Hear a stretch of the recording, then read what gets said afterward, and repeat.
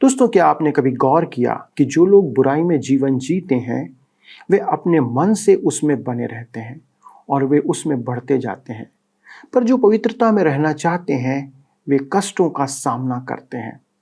पर क्या दोनों का हाल ऐसा ही बना रहेगा? दोस्तों, हमारा यह अध्ययन इस बात पर आधारित है कि क्यों परमेश्वर उन लोगों को छोड़ देता है, क्योंकि उनका अंत तय किया जा चुका है। इस बात को जानने और समझने के लिए आइए मेरे साथ इस अध्ययन में जुड़ जाइए और जानिए कि वचन इस संदर्भ में क्या कहता है।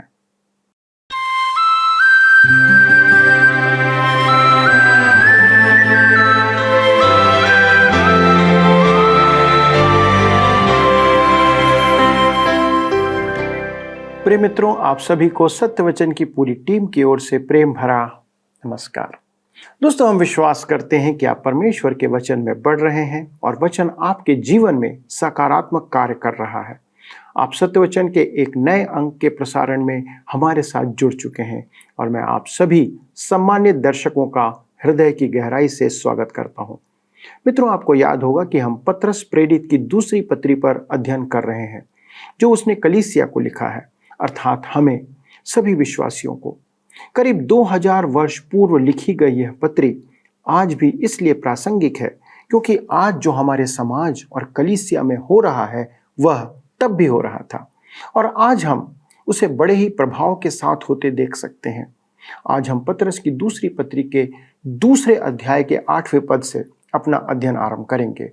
दोस्तों, आज हम जानेंगे कि कैसे परमेश्वर अपने भक्तों को परीक्षा से निकालने का काम करता है, पर साथ ही वे जो धार्मिकता में जीवन जीना नहीं चाहते हैं और अशुद्ध अभिलाषाओं के पीछे शरीर के अनुसार चलते हैं और बदलना नहीं चाहते, उन्हें परमेश्वर उनकी दशा में, उसी दशा में छोड़ देता है। दोस्तों, आज हम परमेश्वर के दंड का एक उदाहरण भी देखेंगे जो उसने अधर्मी पर किया और किस प्रकार एक धर्मी को उसने बचाया। परमेश्वर का न्याय जो उसने स्वर्गदूतों पर प्रकट किया, उसकी भी चर्चा आज के भाग में दोस्तों की जाएगी। तो मित्रों, तैयार हो जाइए क्योंकि आज का वचन हमें बहुत सटीक रूप से परमेश्वर के न्याय को प्रकट करता हुआ प्रतीत होगा कि हम सचेत हो जाएं और अपने जीवन को जांचें। आइए अपना अध्ययन आरंभ करें। प्रिय मित्रों, आइए आज हम अपने अध्ययन को दूसरा पत्रस के पत्र 2 अध्याय उसके 7 और 8 पद से आरंभ करें।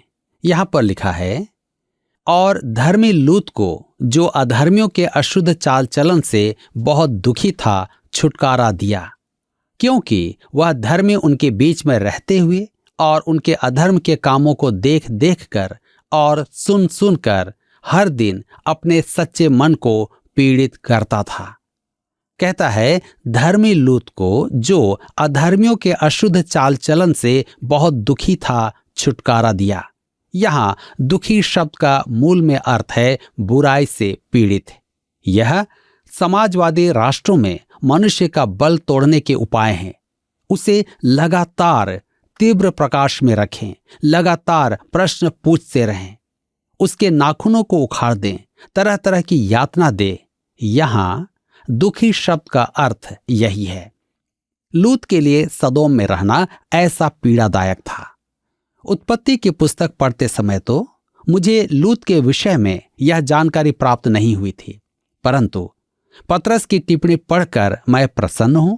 अन्यथा मैं कहता हूं कि लूत का उद्धार नहीं हुआ था। लूत का सदोम जाना, वहां की राजनीति में पढ़ना, परिवार का बिछड़ना और उसकी पुत्रियों का व्यवहार पढ़कर तो ऐसा ही लगता था कि वे लड़कियां सदोम में ही रहती तो अच्छा था। पत्रस कहता है कि परमेश्वर ने लूत को सदोम से निकाला, अर्थात वह धर्मी जन को बचाना जानता है। पद 6 में लिखा है कि यह घटना भविष्य में भक्तिहीनों के लिए उदाहरण ठहरे। कैसा उदाहरण? मित्रों, स्वर्ग में हमारे लिए 2 आश्चर्य की बातें होंगी। एक, जिन्हें आप स्वर्ग का उत्तराधिकारी समझते हैं, वे वहां दिखाई नहीं देंगे। दूसरा, जिन्हें आपने कभी उद्धार प्राप्त नहीं किया हुआ सोचा था, वे वहां होंगे। लूत इसका एक उदाहरण है। मेरे विचार में लूत की इस संसार में कोई गवाही नहीं थी। स्वर्गदूतों ने लूत से कहा कि वे सदोम और अमोरा को भस्म करने जा रहे हैं, तब लूत अपने दामादों के पास गया और उनसे कहा, परमेश्वर ने मुझे संदेश दिया है कि वह इस नगर को पाप का दंड देकर भस्म कर देगा। यहां से निकल चलो। तो उसके दामादों ने सोचा कि वह परमेश्वर का ठट्ठा कर रहा है। इससे प्रकट होता है कि उसका जीवन ऐसा था कि कोई भी उस पर विश्वास नहीं करता कि परमेश्वर उस जैसे मनुष्य से बात करेगा। यदि मैं केवल उत्पत्ति की पुस्तक ही पढ़ता तो मुझे कभी विश्वास नहीं होता कि लूत स्वर्ग गया होगा। पतरस कहता है कि परमेश्वर ने धर्मी लूत का उद्धार किया। लूत को धर्मी कहा गया है क्योंकि वह परमेश्वर की दृष्टि में उचित था। आगे कहता है, धर्मी लूत को जो अधर्मियों के अशुद्ध चाल चलन से बहुत दुखी था, छुटकारा दिया। मेरे मित्रों, ध्यान दीजिए कि वह अन्य सदोम वासियों का सा जीवन नहीं जी रहा था। वह ऐसे जीवन से घृणा करता था। वह धर्मी था क्योंकि वह अब्राहम के समान परमेश्वर में विश्वास करता था। इसलिए परमेश्वर की दृष्टि में वह धर्मी था। उसका जीवन अब्राहम के समान नहीं था कि संसार के लिए परमेश्वर की गवाही हो। लूत धर्मशास्त्र में परमेश्वर का भक्त जन है क्योंकि वह परमेश्वर में विश्वास करता था, परंतु उसका जीवन उसके विश्वास का खंडन करता था। उसे वहां एक पल की शांति नहीं थी। इसलिए आगे कहता है, वह धर्मी उनके बीच में रहते हुए और उनके अधर्म के कामों को देख देख कर और सुन सुनकर हर दिन अपने सच्चे मन को पीड़ित करता था। कल्पना कीजिए कि वह कितना अधर्म सुनता रहा होगा। स्पष्ट कहूं तो परमेश्वर के संतान अधर्म की बातें लगातार नहीं सुन सकती, क्योंकि अधर्म की बातें अधर्म के काम उत्पन्न करती हैं। स्वर्गदूतों ने उससे कहा, लूत, इस नगर से निकल जा, क्योंकि तेरे रहते हुए हम इसे भस्म नहीं कर पाएंगे। इसी बीच अब्राहम लूत की आलोचना करने की अपेक्षा उसके लिए प्रार्थना कर रहा था। हमारे लिए यह एक अच्छी शिक्षा है। मेरा एक मित्र प्रचारक है। वह हर एक बात और हर एक मनुष्य की आलोचना करता है। एक दिन वह एक ऐसे प्रचारक की आलोचना कर रहा था जिसका मैं आदर करता हूं और जानता हूं कि परमेश्वर ने उसे सामर्थ्य रूप से काम में लिया है। मैंने अपने इस मित्र से कहा, क्या आपने उसके लिए कभी प्रार्थना की है? उसका चेहरा लाल पड़ गया और उसने कहा, नहीं। मैंने उससे कहा, यदि आपकी समझ में वह गलत है तो आप उसकी आलोचना करने की अपेक्षा उसके लिए प्रार्थना करें। मेरे प्रियो, अब्राहम ने सदोम के लिए प्रार्थना की। वह अपने भतीजे लूत का उद्धार चाहता था। उसने 50 धर्मियों के कारण सदोम की मुक्ति की याचना की, फिर 10 धर्मियों के कारण याचना की और फिर शांत हो गया, क्योंकि उसके मन में लूत के प्रति संदेह होने लगा था। परंतु लूत धर्मी था। परमेश्वर ने उससे कहा कि उसके रहते वह सदोम को भस्म नहीं कर पाएगा, अतः उसे नगर से बाहर जाना ही होगा। अब उसकी पत्नी श्रीमती लूत ने जब पलट कर देखा तो वह नमक का खंभा बन गई। क्यों? ऐसा क्यों हुआ कि उसके पलट कर देखने से वह नाश हुई? इसका अर्थ है कि उसका मन सदोम में लगा हुआ था। मेरे विचार में तो उसने लूत के नगर त्याग पर भी आपत्ति जताई होगी। उसके पलट कर देखने का कारण यह भी था कि उसे परमेश्वर पर विश्वास नहीं था कि वह जो कहता है करता भी है। यहां हमारे लिए जो शिक्षा है वह यह है कि लूत का बचाया जाना कलीसिया का संसार से उठाया जाना प्रकट करता है। कलीसिया का उठाया जाना महाक्लेश के पूर्व होगा, क्योंकि परमेश्वर अपने भक्त जनों को क्लेश में नहीं पड़ने देगा। लूत के समान निर्बल भक्त भी उठा लिए जाएंगे। यदि आपने प्रभु यीशु को अपना उद्धारकर्ता माना है तो आप निश्चित जानिए कि आप भी प्रभु के साथ जाएंगे। यह एक अद्भुत उदाहरण है जिससे स्पष्ट होता है कि कलीसिया महाक्लेश से पूर्व उठा ली जाएगी, क्योंकि वह प्रभु यीशु में विश्वास के द्वारा धर्मी ठहराई गई है। लूत भी धर्मी ठहराया गया था। पतरस कहता है कि परमेश्वर झूठे उपदेशकों एवं भविष्यवक्ताओं को कभी नहीं छोड़ेगा। उसने विद्रोही स्वर्गदूतों को दंड दिया।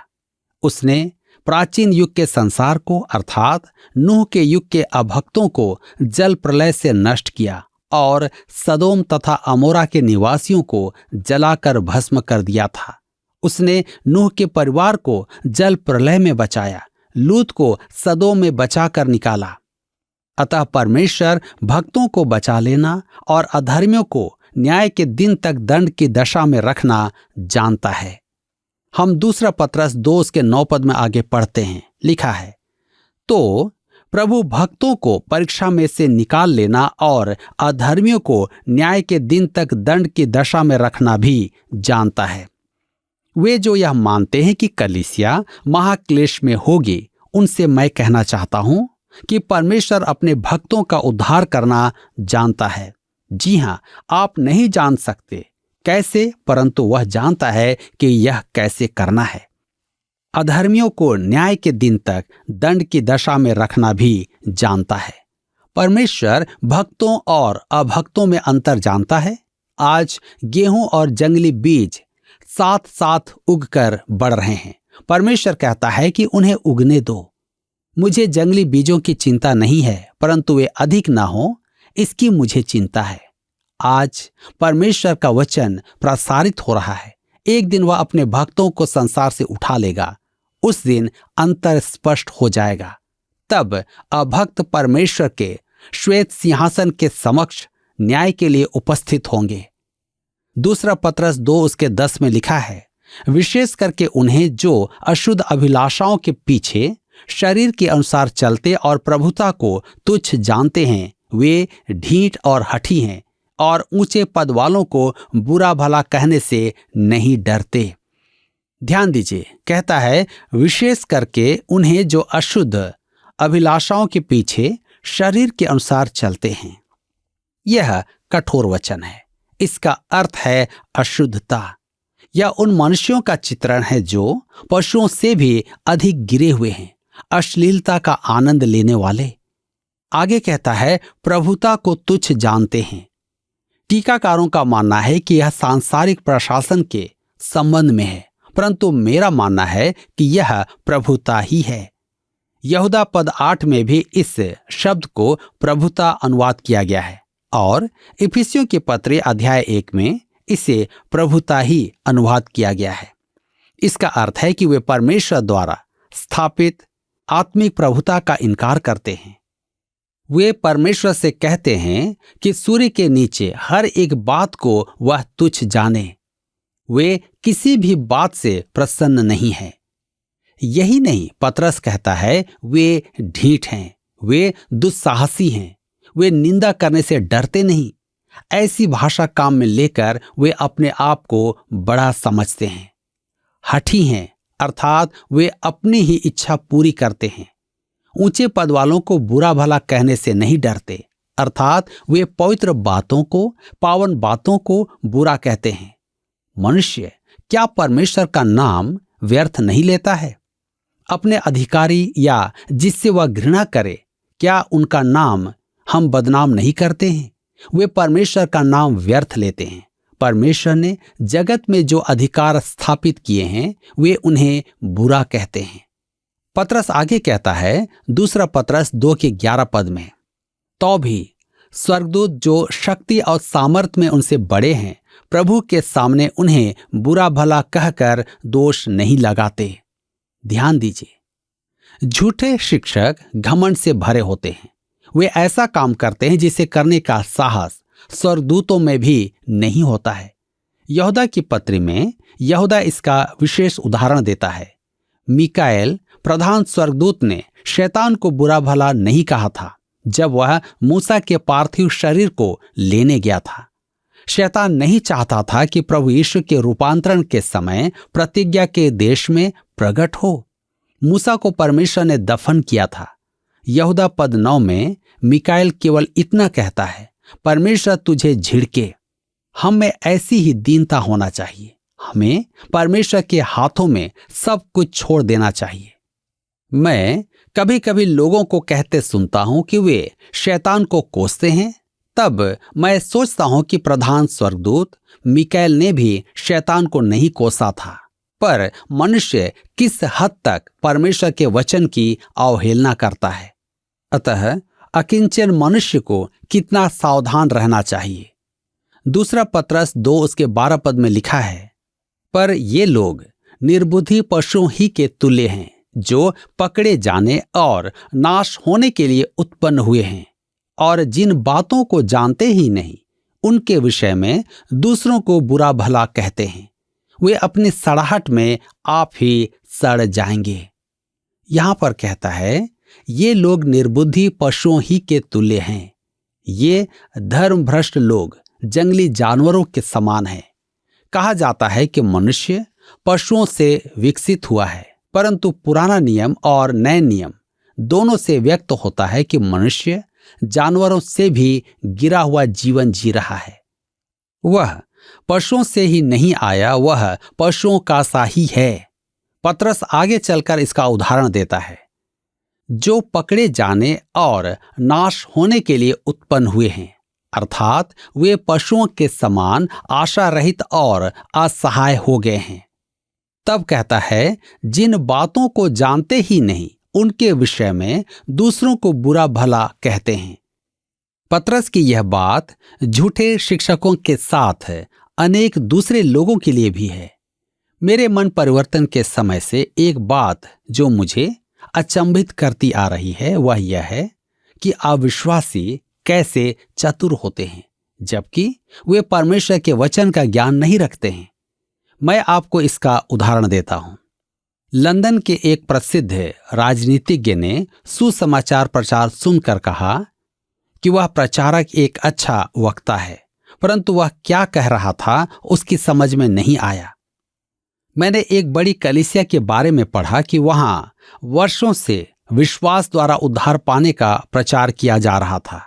वहां सर्वेक्षण किया गया तो ज्ञात हुआ कि उस कलीसिया के 40% सदस्य कर्मों द्वारा उद्धार पाने में विश्वास करते हैं। यह कैसी त्रासदी है कि मनुष्य सुसमाचार को समझ नहीं पाता है, चाहे वर्षों सुसमाचार सुनता रहे। आगे कहता है पत्रस, वे अपनी सड़ाहट में आप ही सड़ जाएंगे। पत्रस आगे चलकर कहता है कि परमेश्वर की संतान संसार की सड़ाहट से बच जाएंगे, परंतु संसार के प्रदूषण से नहीं बचेंगे। कुछ लोग संसार के प्रदूषण से बच जाएंगे। दूसरे शब्दों में अनेक पापी कहते हैं, मैं इस घृणित मनुष्य के समान काम नहीं करता हूं, और वह करता भी नहीं है। वह प्रदूषण से बच गया, परंतु सड़ाहट से नहीं बचा है। वह हर तरह से धर्म निभाता है, परंतु उसका मन परमेश्वर से दूर है। उसका मन भ्रष्ट है और उसने अब तक अपने मन का कुछ नहीं किया है। मेरे प्रियो, क्या ही अद्भुत बात है कि इन वचनों के द्वारा हम भी अपने जीवन को जांचें कि क्या मेरा मन भी आज परमेश्वर से दूर है, क्या मेरा मन भी भ्रष्ट है। यदि हाँ, तो समय है मेरे प्रियो कि हम अपने जीवन को जांचें और परमेश्वर के हाथों में अपने आप को समर्पित करें, ताकि हम उस उद्धार को प्राप्त कर सकें। परमेश्वर इस वचन के द्वारा आप सबको आशीषित करे। मित्रों, आपने देखा कि झूठे भविष्यवक्ता और झूठे उपदेशक वह कार्य करते हैं जिसकी हिम्मत स्वर्गदूत भी नहीं करते। वे ऐसे लोग हैं जो जानबूझकर गलत बात को बढ़ावा देते हैं, झूठी बातों को लोगों को सिखाने का काम करते हैं। हमारे सामने लूत का उदाहरण रखा गया है कि वह उस बुरे संसार में बुरे लोगों के बीच में दुखी था, वह उसमें आनंद नहीं ले रहा था। पर मित्रों, क्या आज हम अपने समय की उससे तुलना कर सकते हैं? आज हमारे चारों तरफ भी वैसा ही माहौल है। जिस प्रकार के पापों की सूची लूत के समय में दी गई है, आज उससे भी बढ़कर वे काम बुराई के साथ किए जा रहे हैं। हमारी आज की पीढ़ी के सामने भी यही वातावरण है। पर अब सवाल यह है कि हम उसको किस प्रकार से देखते हैं। क्या हम उससे दुखी हैं, परेशान हैं, या फिर हम उसमें आनंद ले रहे हैं, उसके साथ हम मिल चुके हैं? हमारा झुकाव किस तरफ है? लोग आज एक दूसरे को देखकर उन कामों में संलग्न हो रहे हैं जो वचन के विपरीत है, परमेश्वर की शिक्षा के विपरीत है। परमेश्वर के अस्तित्व का इंकार, पुरुष का पुरुष से और स्त्री का स्त्री से विवाह, व्यभिचार और ऐसे अनेक पाप हमारे समय में भी हद से अधिक बढ़ते जा रहे हैं। मित्रों, दोस्तों, क्या आप अपने आप को इनके बीच में देख सकते हैं? और यदि आप अपने आप को देखते हैं तो आप अपने आप को कैसे देखते हैं? एक बात हमारे लिए चेतावनी की यह है कि हम यदि उसमें आनंद लेना चाहते हैं तो परमेश्वर हमें वैसा ही छोड़ देगा कि अंत तक हम उसमें बने रहें। पर यदि हम उससे बचना चाहते हैं, उससे परेशान होते हैं, हम उससे निराश होते हैं, ये बातें हमको परेशान कर रही है, तो परमेश्वर अपनी सामर्थ्य से हमारी रक्षा करने को हमारे लिए उपस्थित है। मित्रों, आइए अपने आप को परमेश्वर के हाथ में छोड़ दें कि वह इन बातों में हमारी रक्षा करे, क्योंकि यदि आप इनसे बचना चाहते हैं तो परमेश्वर आपको इनसे बचा सकता है। केवल परमेश्वर ही आपको इनसे बचाएगा। आइए दोस्तों, प्रार्थना करें और परमेश्वर से निवेदन करें कि इन सब बातों से परमेश्वर आपकी, मेरी, हम सभी विश्वासियों की रक्षा करे। स्वर्गीय पिता, हम धन्यवाद देते हैं कि आपका वचन हर एक परिस्थिति के लिए लिखा गया है। वो पाप पिता जो पहले हो रहे थे आज हमारे समय में भी देखे जा सकते हैं। हमारी विनती है पिता परमेश्वर कि हमारी सहायता करें कि हम इन सब पापों से बचे रहें। प्रभु, आज हमारा समाज, हमारी कलीसिया, हमारे आसपास के लोग और बहुत से हमारे परिवार के लोग भी इसमें शामिल हो चुके हैं। अनुग्रह करना पिता कि हम अपने आप को, अपने परिवार को, अपने बच्चों को इन सब से सुरक्षित रखने पाएं। प्रभु, हमें ये सामर्थ्य नहीं है, परंतु आपकी सामर्थ्य से ये संभव है।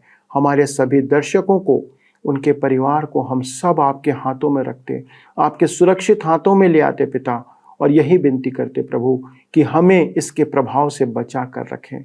इन सब बातों के प्रति हमारे मन में घृणा उत्पन्न करें प्रभु, कि हम इनसे दूरी बनाए रखें। प्रार्थना को सुनने के लिए धन्यवाद देते हुए विनती यीशु के नाम से मांगते हैं, आमीन।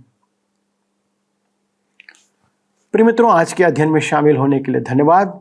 अगले प्रसारण में इस अध्ययन को आगे बढ़ाएंगे, जो कि बहुत रोचक रीति से आगे बढ़ रहा है और हमारी शिक्षा के लिए बहुत लाभदायक है। तब तक परमेश्वर के अनुग्रह में बने रहें और उसके वचन का अध्ययन करते रहें। प्रभु आपको आशीष दे। आइए अब हम प्रश्न को देखें। पिछले प्रश्न का उत्तर है C 3। अध्याय 3 में पतरस संसार में 3 युगों की चर्चा करता है, प्राचीन, वर्तमान और भविष्य का संसार। आज के अध्ययन पर आधारित प्रश्न है, कलीसिया का महाक्लेश के पहले संसार से उठाए जाने के संदर्भ में हमें आज किसका उदाहरण दिया गया है? A अब्राहम, B लूत, C नूह, D लूत की पत्नी। मित्रों, इस प्रश्न का उत्तर हमें कल सुबह 6 बजे से पहले विकल्प A, B, C या D के साथ अपना नाम, पता, स्थान के साथ 9651433397 पर SMS या WhatsApp करें। क्या आपको यह कार्यक्रम पसंद आया? अभी हमें एक मिस कॉल करें और आप अगले विजेता हो सकते हैं।